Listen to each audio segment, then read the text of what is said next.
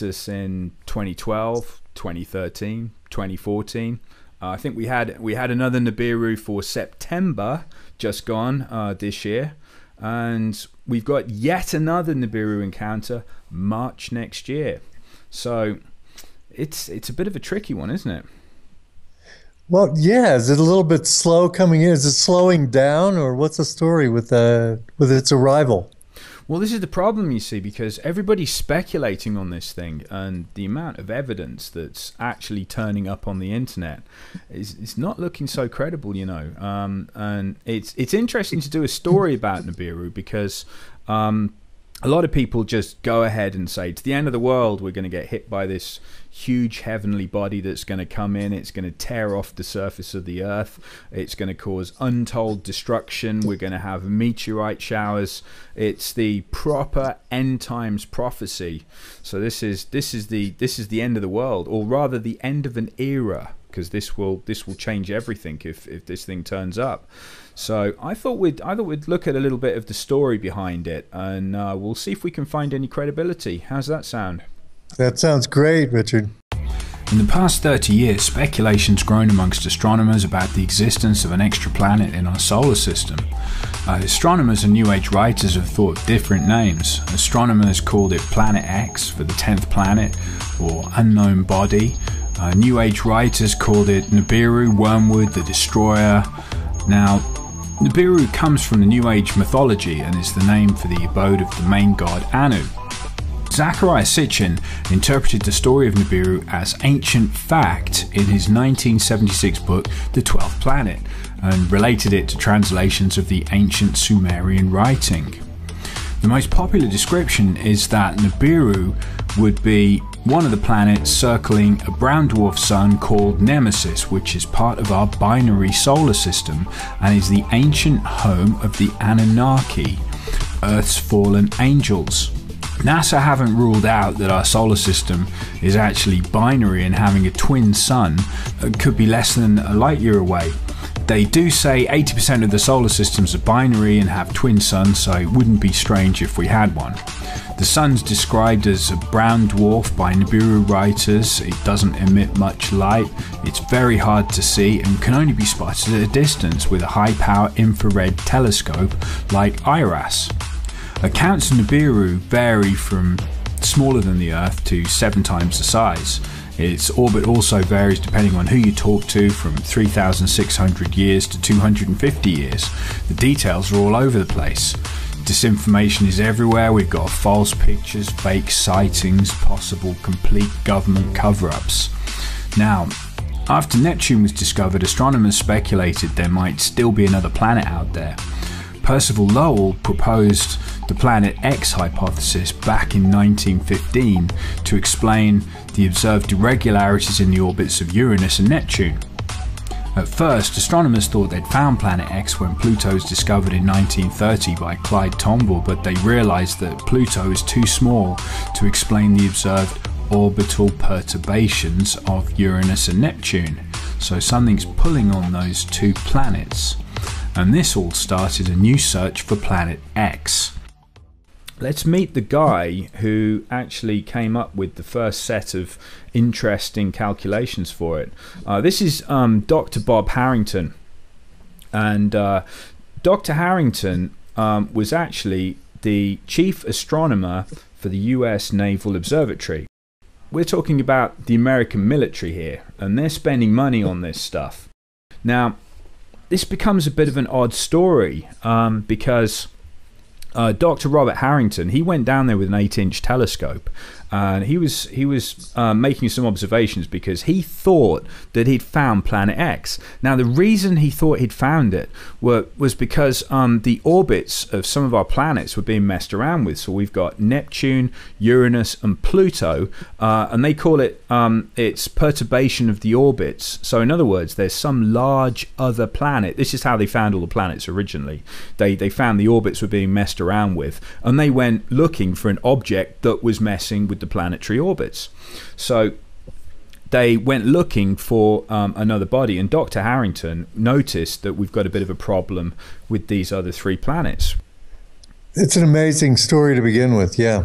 Yeah, absolutely. But wouldn't you know it, when he's completing his observations and he sent them off to NASA, he took a load of films, he made some celestial maps, he plotted the orbit of Planet X, he said he'd found it, and all those films went off to NASA and were mysteriously never seen again. Does this pistol fire the dart? Yes, it does, Mr. Chairman, and a special one was developed which potentially would be able to enter the target without perception. The poison was frozen into some sort of dart, and then it was shot at very high speed into the person. So when it reached the person, it would melt inside them, and the only thing would be like one little tiny red dot on their body, which was hard to detect. There wouldn't be a needle left or anything like that in the person. But also the toxin itself would not appear in the autopsy? Yes, so that there was no way of perceiving that the target was hit. Wow. We're really good at killing people, aren't we? We can give somebody a heart attack with a gun. Yeah, absolutely. This is scumbaggery at its best. Scumbaggery is right. We've got some of these notes actually that we can put on the website for people to have a look at, because I got all the original Dr. Harrington notes, or a report anyway, which talks about what he found. Now, so he disappears mysteriously, and then the trail sort of goes a little bit quiet. Now, I don't know if you've seen these on the internet before. Pictures. No, I've never seen that. Yeah, pictures of two suns. Very weird, isn't it? Very weird. Yeah, and they've had these in mainstream media, believe it or not. Not so much in the United States. This has been China and Russia have gone with these stories, talking about two suns in the sky. People are taking clear pictures of it, and it's all very real indicators that NIBIRU is coming in to trash everything, and it's nearly here. Now, yeah, this is where the problems start, because I looked at this evidence, and to be fair, I'm going to debunk it, okay? And just to make it even more debunkable, I went outside into my garden and I got a camera and I pointed it at the sun. And okay, it's a camera phone, but here's the effect I get. So look at that. Can you see the extra sun? Right. Lens flare. That's exactly what a lens flare looks like. So unfortunately for us, that's a really good lens flare. Yeah, it's an impressive lens flare. One of the debunkers came out and he did this with the moon. You can actually get two moons if you point the right lens at the moon. You get a lens flare off the moon, which anyone would say there are two moons. Oh no, there's a moon coming to kill us all tomorrow. Oh no, end of the world. Ah. Right. Yeah, and it all goes downhill. This one was taken by NASA satellite IRIS. The image is dated 21st of October 2003 and clearly shows us an image of what we think NIBIRU looks like. It's the winged disc. Now, the story was about a NASA cover-up to withhold this image from the public, but when you look deeper into the image to see if it's a fake, I read the writing on the right-hand side. Now, IRIS is a solar observatory and it was launched on June 27th, 2013. 2013, that's 10 years later than the date in the picture, and IRIS only looks at our sun. It's actually called the Interface Region Imaging Spectrograph, or IRIS for short, and it observes the low level of the sun's atmosphere, which is a constantly moving area called the interface region, and it does it in better detail than we've ever had before, and it takes some pictures like this. Now, if you look at the code on it, which is 2003 UB313, that's the code given to dwarf planet Eris, which was discovered in January 2005. So this picture is showing us something which wasn't even discovered until 2 years later, and it was discovered by Palomar Observatory, which was a team led by Mike Brown. They discovered it's a trans-Neptunian object. It's 27% bigger than Pluto. It's 0.27 the mass of Earth. Its distance from the Sun is 96.4 AU, or astronomical units, which is 3 times the distance that Pluto's away. So this thing's really far away. We're only 1 AU from the Sun. And you could call this planet X because Pluto's called a planet, well, a dwarf planet. So if we're going to demote Pluto and we demote this one, it's not really planet X, but it's so far away. The best picture we have of Eris is taken by the Hubble Space Telescope, and it looks like this. So I think we can close the book on our first picture. This is a fake. It's probably photoshopped by somebody trying to scare the alternative media community. Now, this is the Google box. Now, a lot of people have said that the image behind there is actually of NIBIRU and Google is censoring it. Have you heard of this? Yes, I have. Now, I happen to have a copy of the image they say is behind this black box and being censored. Look at this. That's a creepy looking image, isn't it? That's the creepiest looking planet. I mean, it's scary looking. If you look at everything else out there, looks like, you know, calm, just another day at the office. But that thing is menacing looking. Yeah, isn't it? It's got like, and you see the bits coming off the edge of it. This is what a lot of people are saying is the dust trail coming off it, which is the iron-based dust trail. So this is like iron oxide, and this is one of the effects they've said of the iron oxide is when it comes swishing by our planet and we get a dose of this iron oxide trail off it. It's going to turn the rivers and the waters to blood, so it will make all the water go red. It all sounds pretty terrible, but let's take a look, shall we? Here are the coordinates for the black box, so you can put these in to Google Sky and go there yourself and have a look at it. Now, if you put these new coordinates in, you'll actually find that the image we were just talking about wasn't hidden behind the black box in the first place. Google never censored it. Now, I found out the imagery came from STSCI Digitized Sky Survey, so I went there and I pulled the original plates. These were made by POSS-2, which was a satellite. Now, decades before, they'd taken the same piece of sky with POSS-1, which we're looking at. Now, if we set these two up and we do a comparison between POSS-2 and POSS-1, we can see if anything's moving. Now, as you'll notice, NIBIRU isn't going anywhere, or I would be NIBIRU, because this isn't. So how about we take a quick trip back and we're going to look at STSCI again. Now, let's fill in the black box. So this is the data that was missing from the black box in the first place. Some people would tell you that there's nothing going on here, but who am I to believe anybody? It's best to look for yourself. So I pulled the two images and I got them together. So I've got the POSS-2 imagery, which is slightly clearer, and POSS-1, which is the blurrier older data. Now in the POSS-2, you should find that we can see more because the equipment's better.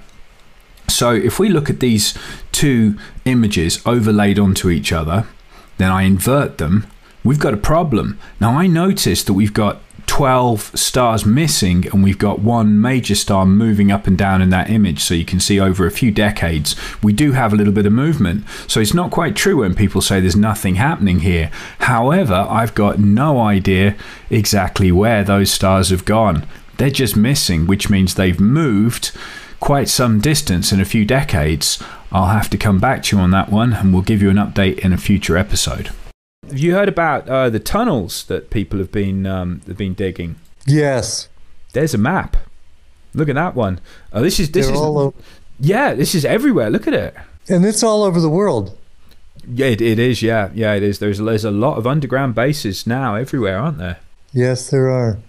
Now, if you've known about something for, I don't know, let's give this 40 years, something that's going to happen and it's going to affect the surface of the planet, but you have no idea where it's going to land. I mean, some people have probably dialed it in a bit better than us because, I mean, we're shooting in the dark here a little bit. So the only way we can really get any good information is by following the people who've definitely got better information than us. And that's got to be expensive, hasn't it, digging tunnels like that? Right, and they usually don't do it on behalf of the public over here. Although I have heard that in Russia and China, they are doing these massive building projects so that people can be evacuated into them. Have you seen? But not in the West. Not in the West. Not so much. They're for us. secret. No, absolutely. No. The Swiss have all got bunkers underneath their houses, though. They're always all right. They're always ready, aren't they? The Russians have got underground bases to stash people, haven't they? They've got for the public, that is. That's right. That's right. And China supposedly have massive subway systems, that people can be taken. Well, not just that, they've got massive cities with nobody in them. That's right. You remember that?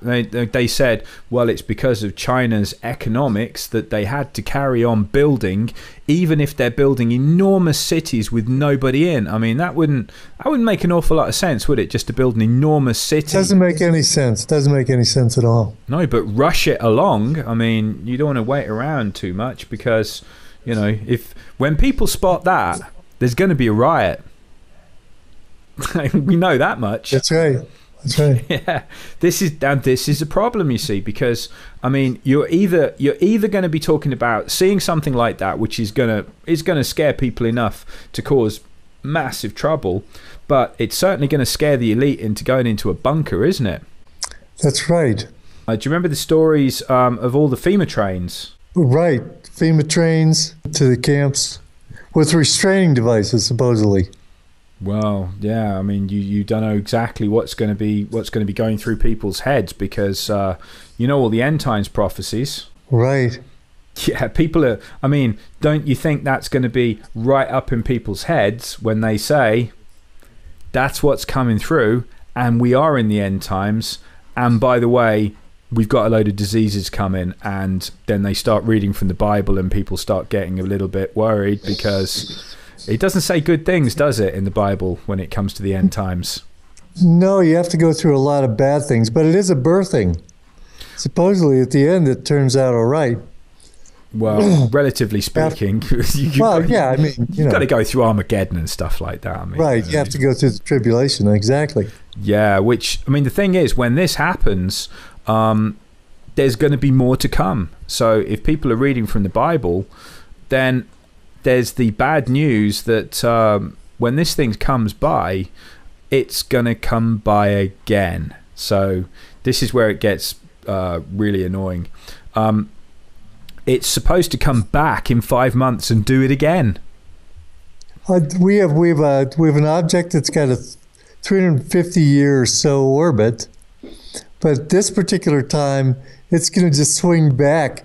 Unless we hit a tail, or unless there's something following it.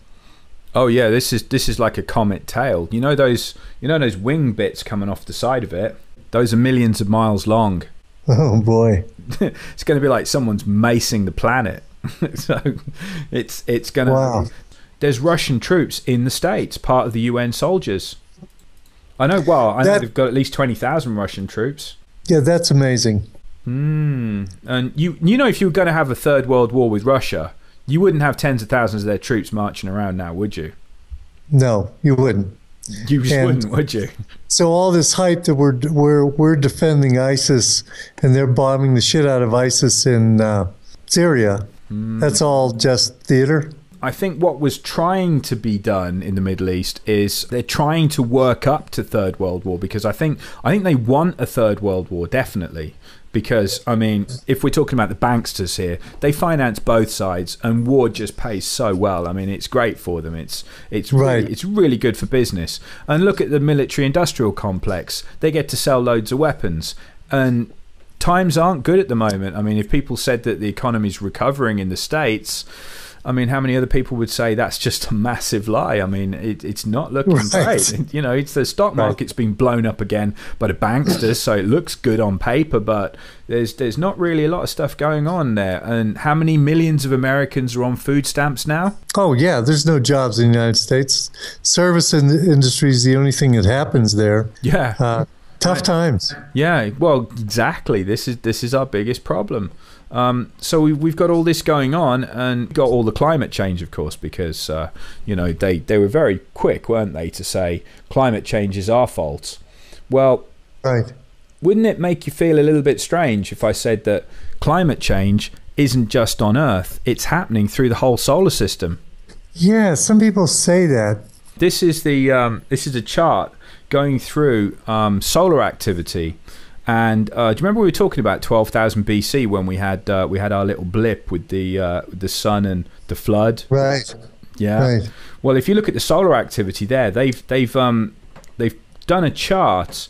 They've had to dig up like Earth cores and things to work out how much energy the sun was putting out, but they apparently put this together over tens of thousands of years here, and they've worked out that the sun is just as angry as it was about 12,000 BC. Which is a bit awkward, because if you're going to play the NIBIRU card here, NIBIRU's got Nemesis, which is its sun that it's going around, which is creeping into our solar system. And what's going to get you more heat? Second sun's probably going to help, isn't it? Right. Yeah, and look at that. So if that was related to the original flood, like I was saying, when it whacked Tiamat, or if it came through and knocked out Ceres and created the asteroid belt, don't know. But either way, if something big turned up, that's looking similar to the last time something really bad happened, isn't it?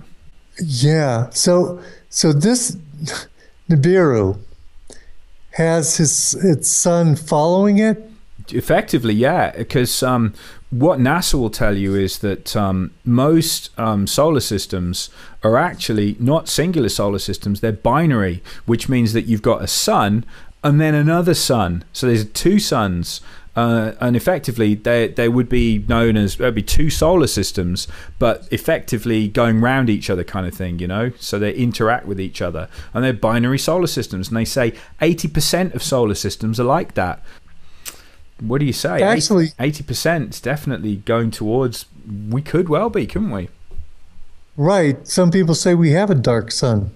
We have a light sun, and then we have a dark sun, just to be consistent with that model. If we've got a sun coming in that's got Nibiru going around it, it's coming into the solar system, and this thing's like a heater.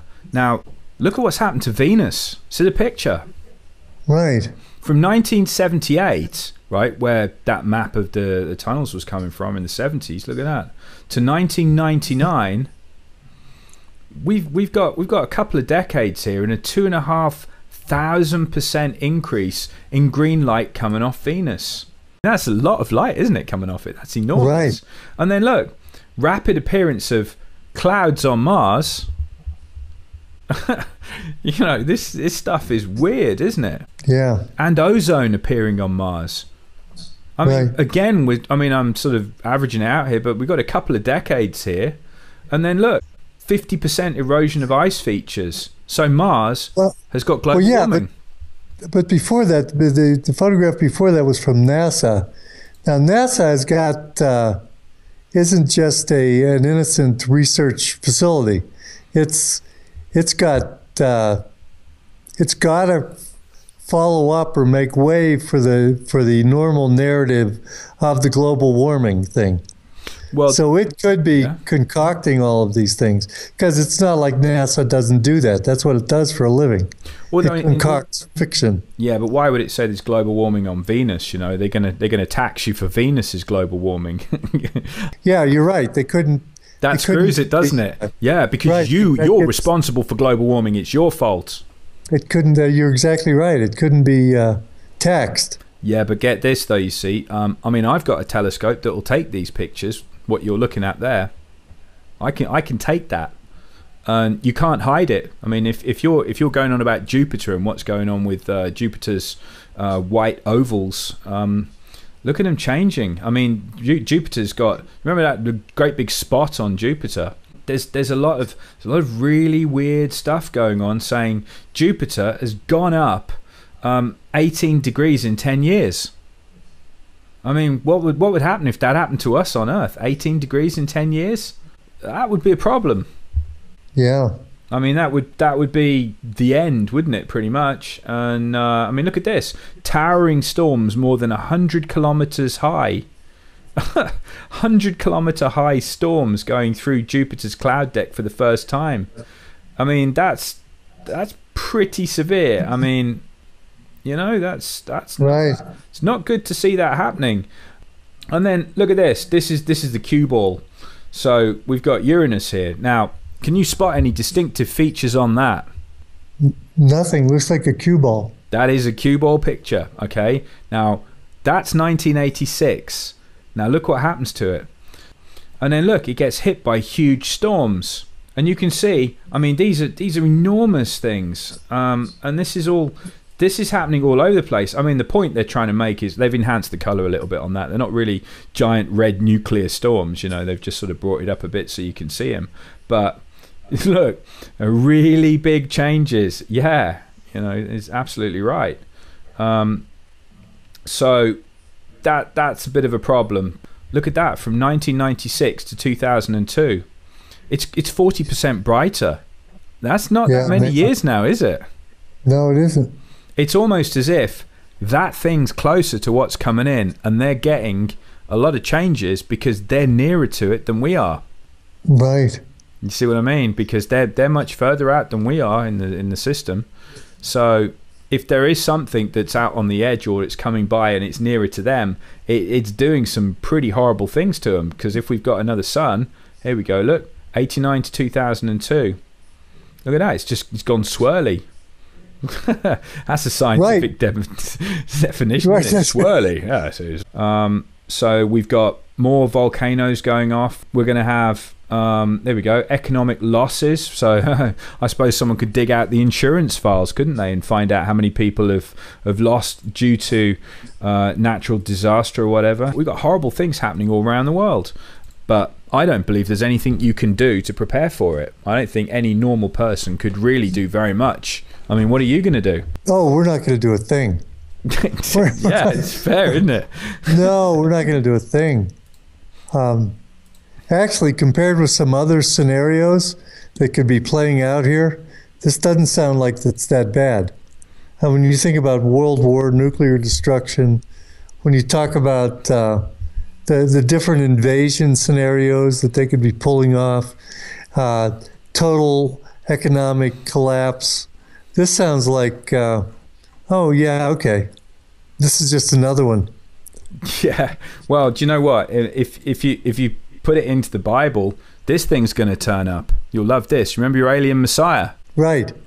Well, I'm not sure if you've looked into this angle, which is definitely going to make your head spin. This is an ET spaceship, which is the New Jerusalem. Yeah. So, and they worked it out because the origin of man is a little bit fishy, and if you talk to a geneticist, a guy who's willing to talk off record, he'll tell you that if you want to say, well, man evolved from a monkey, didn't it? That's the official story, right? It's the official storyline, that's right. Well, if we evolved from monkeys, why are there still monkeys? Because surely they would have all evolved, right? Right, nobody's evolving into anything, I've noticed. Well, in fact, we're more stupid than we were before. I mean, we've got no idea how we built the pyramids. Yeah, if anything, we're devolving. That's right. So, well, the good news for you, by the way, is you're going to have a nice ET spaceship come and get you. So we're going to have the New Jerusalem, which is going to show up.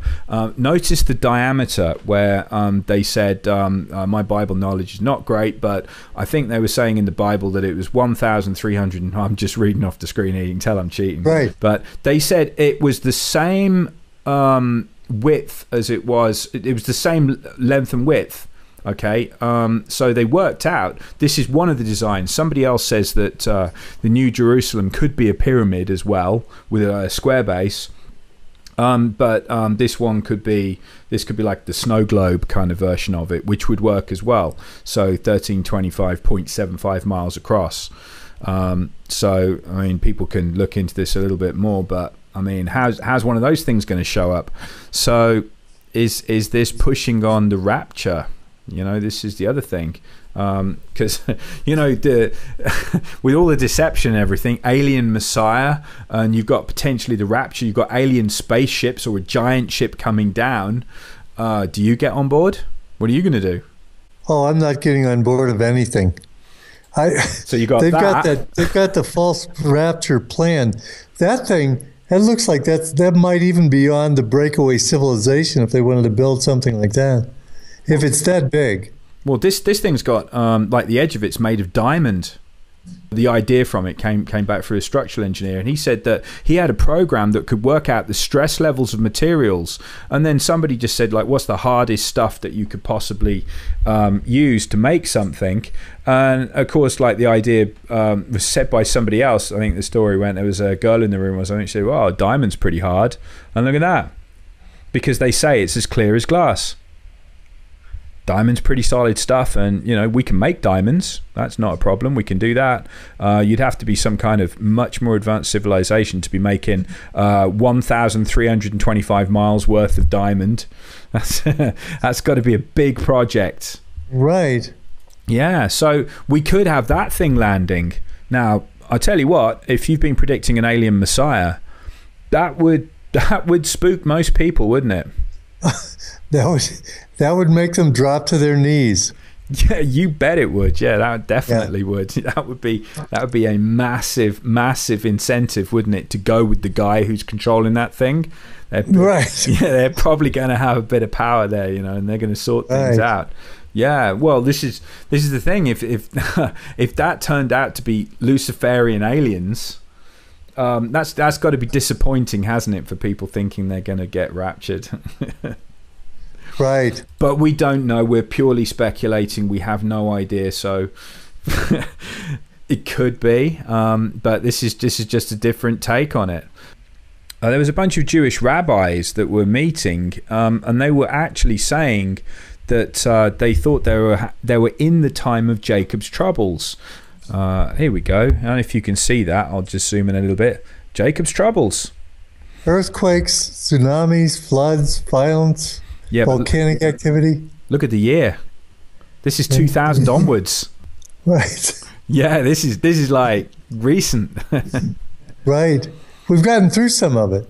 We have, and we've got World War III potentially starting. I mean, this is what some people in the military have said, haven't they? That in fact, World War III is going on, but it's a stealth war, isn't it? Everyone's got sneaky fighters, but is it really a world war? Are there enough nations involved to call it a world war? Right. I was listening to Alex Jones a couple of weeks ago, and he says that the Pentagon says that World War III is over and we're in World War IV. Yeah, I'm not sure. According to the Pentagon. Okay, so this says, over to the right here, 2015, and then all of a sudden you have to be aware when here comes the bad news. The timeline turns red. Yeah, you have to know. Now this is September, so we go into the red zone in September then. So this is what a lot of people were getting spooked by, thinking it's going to happen now. It's going to happen now. September is the time. But I mean, you can't help but have a natural reaction that when it doesn't happen in September, all of this has gone away and none of it's going to happen. Yeah, and you go, oh, thank God, it's all gone. There aren't really any FEMA camps or anything, and all the tunnels fell in. Right, we're all it's all gone. It's all gone. It's all just fear mongering, and we can all just go back to what we were doing. Yeah, go back to work. Yeah, it's all relax again. That's it. It's fine. That's right. Yeah, I mean, this is the problem, you see, because the twist that I'm going through in my mind is that all of this is a much slower arcing timeline. I mean, look at the years rolling by here on this. I'm looking at the 5 months, 150 days in the wilderness under his protection. That's right. Yeah. So this is the second coming stuff. So this is Jesus Mark II, or potentially Jesus's brother, could be. So Jesus might not return. It might be his brother, because Jesus was the first vessel. So there's been a bit of speculation on that one. And it's going to be a whole different thing, because this guy potentially is going to be doing some damage. So this isn't pacifist Jesus. This is going to be, well, let's just call him Christ anyway. So Christ's return. That'll be a good catch-all one. So we go into the red zone, and he should be back. So for people predicting second coming, I mean, this is it. This is this is the time. So this is as far as history goes, it's like going to Vegas, isn't it? This is really the interesting bit. Well, it looks like that. It looks like, according to this, he returns in 2016 around maybe March, maybe April. Could be. Is that what it looks like to you? I mean, I'm trying to.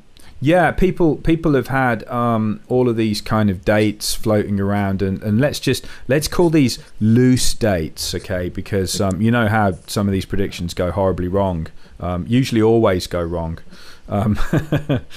Right. But we know for a fact something's brewing. We can't nail it on this, but this is the end times view of it. So if we were in the end times, which much of the stuff on the internet is declaring, this would be the hot zone here. So we'll have a quick look through it, because this is the bit where it says, I'm not sure if it says it on this, but it says, no man will know the time of day, because when we get the meteor showers, potentially a sunrise will become sunset, because it will tilt the earth. That'll be tricky. Wow. So you won't even know what time of day it is, because it will just throw everything out. So Joshua's long day, where he had an extra 12 hours, let's say that happens again. But remember, the solar activity is great flood levels, so could be worse, could be more than 12 hours. But either way, it's saying that whatever happens in this, I mean, this is, again, it's pretty much speculation. I mean, but right. if we're going to say no man will know the time of day, the twist is that relating the Bible stuff to the Nibiru story, that if it comes in and does all that, that will fulfill prophecy, and that will be absolutely true. Because if the time's been thrown off, if you got up in the morning and it's suddenly nighttime again, I mean, you're going to be lost, aren't you? So you won't know the true time of day. So, I mean, going through all of this stuff, this is what Gil Broussard's done. He's ticked off loads of these boxes, and he said, well, okay, if you are going to be in the end times and you are going to start ticking boxes and saying this is what it all means, look at that. Great Tribulation right there, 3.5 years. So they said the time will be halved. So instead of another 7 years of Great Tribulation, it will be halved to 3.5 years, or no man will survive. I think the words go along those kind of lines. That's right. That's exactly right. Now, the other thing was the Kissinger story, that when he said that Israel would be destroyed, I think the year was 2022, that Israel will be gone before 2022. And that'd be interesting on this, because there's some quite unpleasant stuff just slightly before 2022. Notice Armageddon. That's coming in end of 2020 according to this, and also got New Jerusalem. Wow.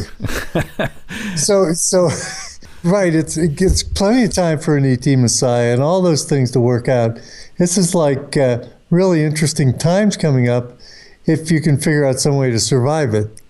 Well, if it comes to this, and this thing is coming in, oh yeah, you're gonna have a whole lot of trouble. I mean, you're gonna have 3.5 years of trouble.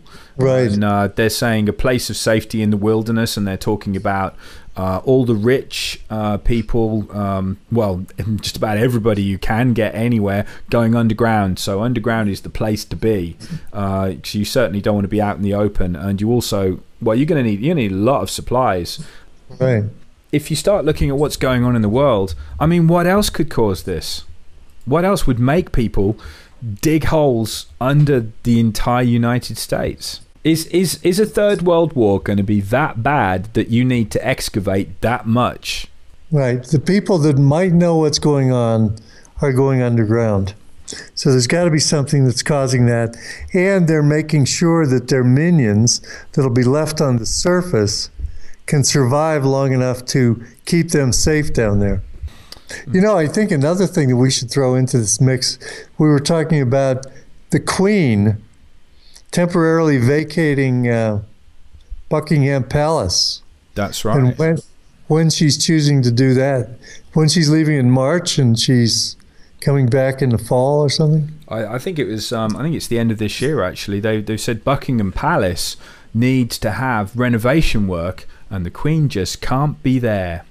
And I think it will get her out of there through this time period, definitely. I mean, It's all a bit awkward. And I heard that she'd got some land in Colorado, Denver, Colorado. And if that's true, that's where the government suddenly moved to, because did you know the government moved off the East Coast? Yeah, absolutely. They moved everything. CIA headquarters, FBI, they're all located in Colorado. Probably underground in Colorado. Well, yeah, definitely, because they've got an underground military base right under the airport, haven't they? They sure do. Yeah, and we're looking at the timeline here. So this is potentially the kind of speed this thing's going to be coming in. And if you look there, can you see the big yellow 2016? Right. So let's get into the hotspot here. So this is saying that as we come through November and December, this is going to be like Venus kind of brightness. So this is going to be the giveaway. So let's just say that the timing's wrong on this one. It might not be around March, but this would be what to look for, and this would be the amount of time you would have left until you start getting problems. So if you say that we've got an equal brightness to Venus, I think that's safe to say amateur astronomers are going to start getting it, aren't they? Right, that's what it says. This is when the Chinese astronomers first saw the guest star. Yeah, I mean, we could even tack a few months onto that there and say that they got it out at about the July kind of level. Right. Can we assume that we had better telescopes than they did in China? Yeah, which is why I'm thinking that our March date probably isn't going to happen. I say probably, meaning definitely. Probably, definitely, yeah. Yeah, and I think we've got all the events happening and everyone's been building up, but they've been digging holes since '78, haven't they? Well, they've had a lot since then. Before, yeah. Yeah, even before then. I'm guessing that this isn't exactly going to be hidden knowledge from the top people round in the major nations. I think they're all in on it, aren't they? If this is a massive conspiracy and they all know that something's going to happen, I mean, we've got the underground stuff that's happened in Russia, we've got military movement all over the place, we've got Chinese cities hanging around with nobody in them that can house 30 million people, because they said that there could potentially be a 600-foot wave, like a giant tsunami. And was it? I think it was higher than that, actually. There's a giant tsunami that's going to take out the east coast of the States. And if that was the case, you'd want to be on high ground, which is why Colorado is a top place to be. The Chinese cities they've built are on high ground. I mean, this is all going back to the previous stories that have been floating around about all these odd places in the world where you've got safe havens underground, you've got bunkers for the elite, you've got places high up which can house millions of people around the world. It's just all a bit peculiar. But I mean, my money still is on it's going to be another miss for NIBIRU in March. I think I can't imagine it. We would have seen it, I'm sure we would. Look at December. We've got the faintest stars visible in an urban neighborhood with the naked eye. That's 3 months, isn't it? Just about, if we're in between December and January. Yeah. And that was seen and it was observed, and we've got look at all the different places that spotted this thing. Well, yeah, they were seeing it for more than 6 months. Yeah, surely we would have seen it. So I think it would be safe to say we should be able to call out March. But yeah, no, they saw it. If this is the same object, we can't really say it's dark and it's hidden and it's infrared and nobody can see it, because if this is the same object, they got it, didn't they? Right, and look at the places it's seen, all over Rome, Baghdad, Beijing. Because we've got all this odd stuff. We've got people who've seen something like this before, and we're assuming that these stories are linked. But if that's the case, it's got to be 6 months, hasn't it? Right, but you are working on a lot of concrete evidence. Even though you don't have the planet, you have historical. Well, we can call it historical data. I mean, because it's in artwork, it's in descriptions. And then we have all the suspicious moves that are going on the planet. Building cities, building underground cities, moving to I mean, we have a lot of activity that looks like they're planning on having something come in. Do you remember the phantom time hypothesis?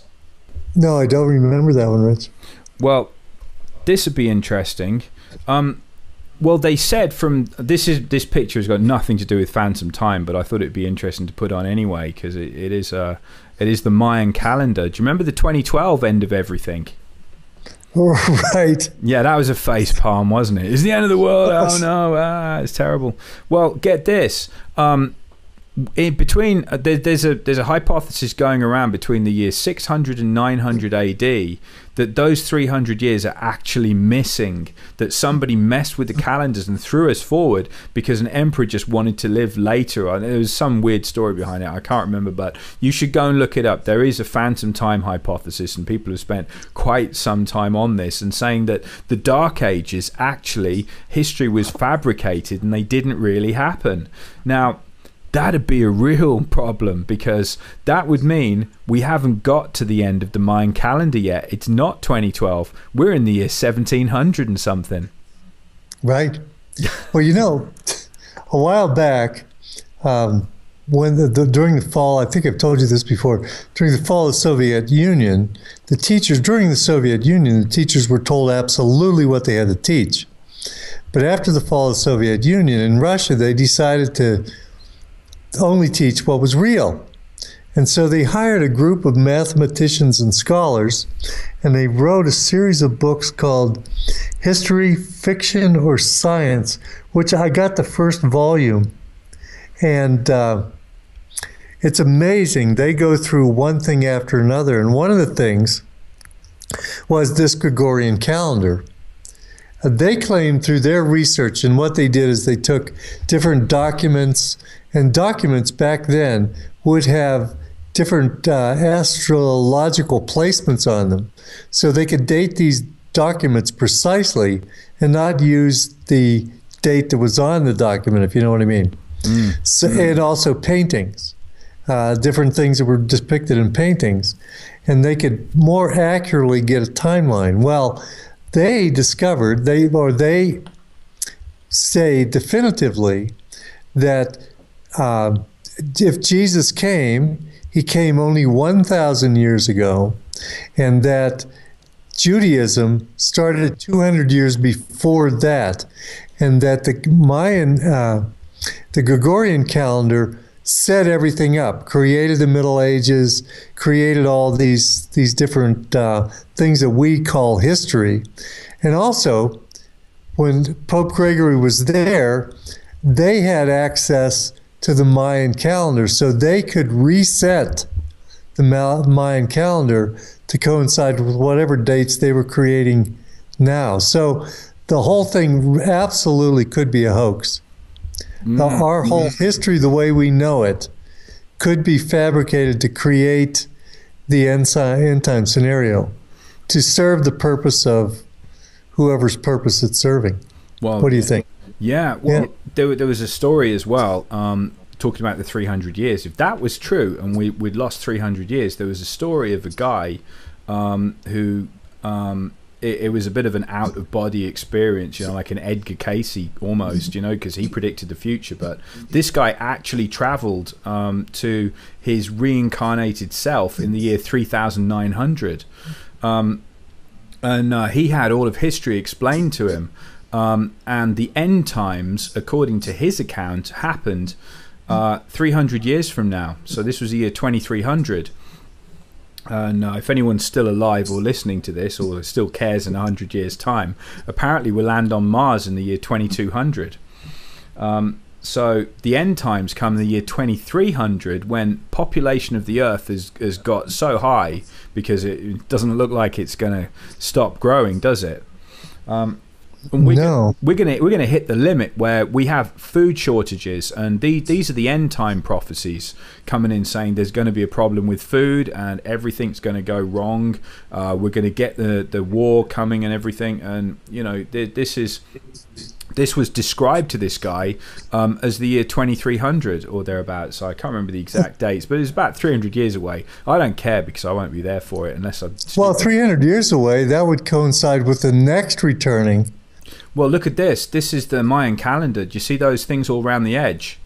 Yeah. Do you remember the original, the paintings that we saw, which looked a bit like that? Yeah, look at that. Yeah. Look at that. That's amazing. Now that's creepy, isn't it? Because if that's showing every time it's come round, this is irregular, isn't it? Right. Yeah, you know, the Mayans have got this in a few times. So if this is coming round, and look at the top one, I mean, there's something meaner at the top. So I don't know. If we've got 300 missing years and it throws this back to 2300, maybe the 2012 stuff was all just to blow it off, because in 300 years, are you going to be looking back at the Mayan calendar? I mean, that's ancient history, and it never happened, did it? No, it didn't. No, the Mayan calendar was a huge miss. It wasn't the end of the world. I mean, it could have just said it's the end of an era and there'll be a new era. But if we're all running out because all our calendars are wrong, I mean, that just throws everything out, doesn't it? I mean, even trying to correlate in history, it's tricky. But you know, if we've got some decent accounts of bits of history that haven't been messed with, and we're only talking a few hundred years back, and this thing is the same object as we saw only a few hundred years ago, well, we could have a problem.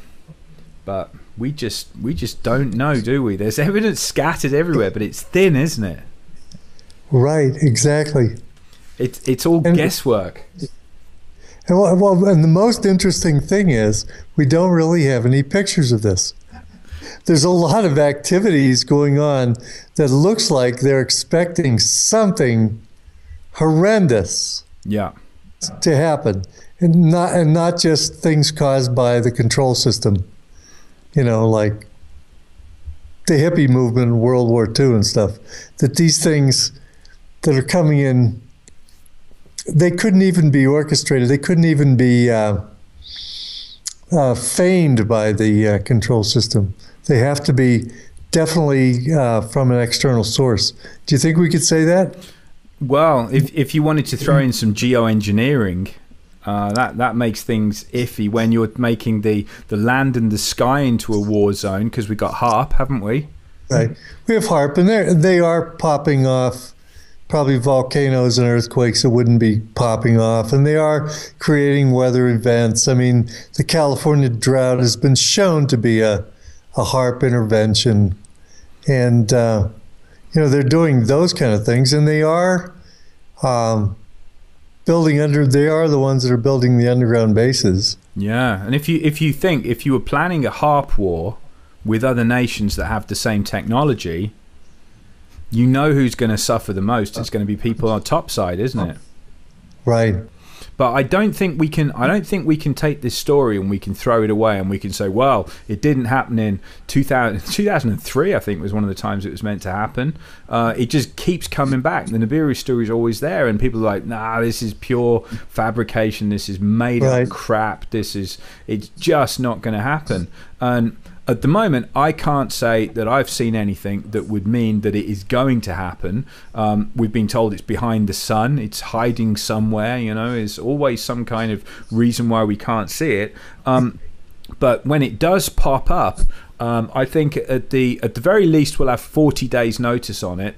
But I think this is one of those stories that you can kind of tuck away in your top drawer and just go, It's not going to kill me, but I'm not going to entirely bin this story, because there's some strange stuff going on, and people have seen something that looks awful like this before. Even if it isn't Planet X, there's something swinging around every 350 years that's causing a lot of trouble, and we're about due for another one. Maybe not this year, maybe not next year, but there's something out there, and you know, I think it would be a good idea to keep an eye out for it, don't you?